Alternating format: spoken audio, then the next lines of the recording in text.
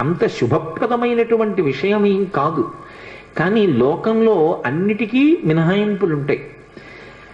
మామూలుగా మనం ఏది చెప్తామో దానికి ఒక విచిత్రమైన రీతిలో ఒక మినహాయింపుని పొంది విశేష శక్తిని ప్రసరించగలిగినటువంటివి కొన్ని ఉంటాయి. ఉదాహరణకి ఒక విగ్రహం భిన్నమైందనుకోండి, ఆ భిన్నమైనటువంటి విగ్రహాన్ని ఇంకా పూజించరు, ఆ విగ్రహాన్ని తీసేసి నీటిలో కలిపేస్తారు. మరి విశాఖపట్నంలో కనక మహాలక్ష్మి అమ్మవారు ఒక చెయ్యి తెగిపోయి ఉంటుంది అమ్మవారికి. మరి ఆవిడ ఎంత అనుగ్రహమూర్తి! అసలు ఈ మార్గశీర్ష మాసంలో విశాఖపట్నంలో కనక మహాలక్ష్మి అమ్మవారి యొక్క దేవస్థానం ఇసకేస్తే రాలదాం, అంతటి అనుగ్రహప్రదాయిని.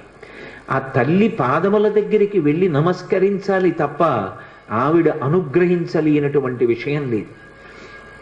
ఈ మధ్య కాకినాడలో నాకు అత్యంత ప్రాణ సమానమైనటువంటి మిత్రుడు, అతన్ని గుండె ఆపరేషన్ చేయడానికి థియేటర్లోకి తీసుకెళ్లారు అని చెప్పి డాక్టర్ గారు నాకు నా ఫోన్కి మెసేజ్ పెడితే, ఆయన్ని రక్షించుకోవడం నా చేతిలో ఉంటుందా? ఆ పరదేవత రక్షించాలి. పసుపు నీళ్లతో కనక మహాలక్ష్మి అమ్మవారికి అభిషేకం చేశా సమయంలో. తిరిగి వచ్చాను, శుభవార్త విన్నాను. ఆ తల్లి గొప్ప అనుగ్రహప్రదాయిని. ఆ తల్లి ఏమివ్వలేదు, ఏదైనా ఇస్తుంది. బిక్కవోల్లో విఘ్నేశ్వరుడి యొక్క మూర్తిని చూడండి, భిన్నమైంది. కానీ ఆయన ఎంతటి అనుగ్రహప్రదాత! అసలు నిజానికి విఘ్నేశ్వరుడి యొక్క దంతం భిన్నదంతం. ఆయన ఎంతటి అనుగ్రహప్రదాత! సామాన్య సిద్ధాంతాలకి మినహాయింపులు.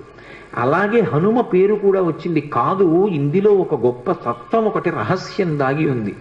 విద్యారణ్య స్వాముల వారు శృంగగిరి పీఠాన్ని అధివసించారు. అపరశంకర భగవత్పాదులు అని పిలుస్తారు ఆయన్ని. అంతటి మహాపురుషులు. అసలు విద్యారణ్య